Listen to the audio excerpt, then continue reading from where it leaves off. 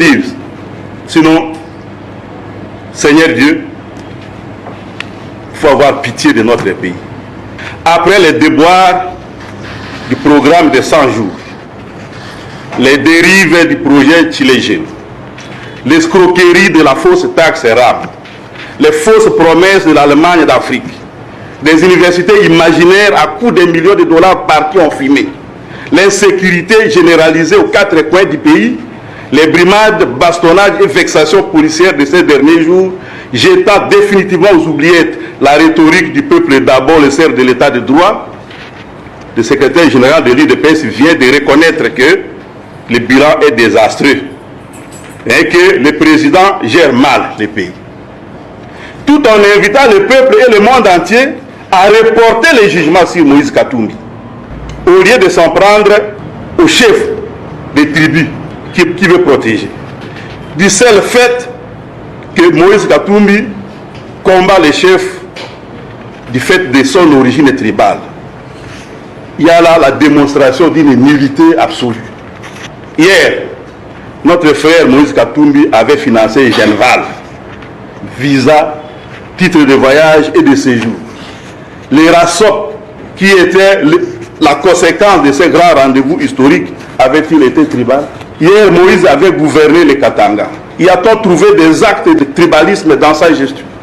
Moïse compte de nombreuses réalisations personnelles à travers le pays. Même dans l'espace kassaïen, il ne manque pas quelque part un hôpital réhabilité ou un auditoire construit. Et c'est là des réalisations d'un tribaliste. Aujourd'hui, Moïse Katumbi est le président national d'Ensemble pour la République. Le secrétaire général de ce parti est un député originaire de la Chopo, dans le nord-est. Le président du comité des sages est un honorable sénateur de l'Équateur. Son directeur de cabinet est une personnalité bien connue, ressortissant du Kouilou.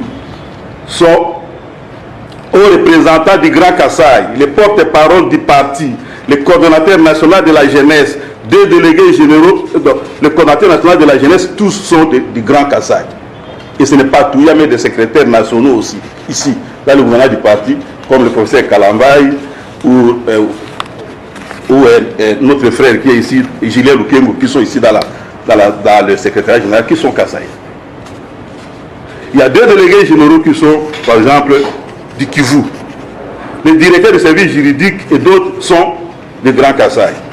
Aucun délégué général du parti, parmi les 12 qui ont été nommés, n'est du Haut-Katanga, la province de Katumbi.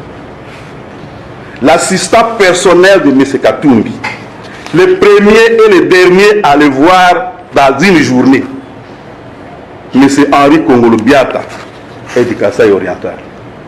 Combien de partis politiques pourraient-ils affirmer une telle diversité? Puisque M. Augustin Kabouya cherche un tribaliste à s'offrir comme bouc émissaire, il ferait peut-être mieux de passer devant un miroir et aussi se remémorer qui sont les dirigeants de son parti. Il en trouvera certainement un de vrai. Le peuple congolais est mûr.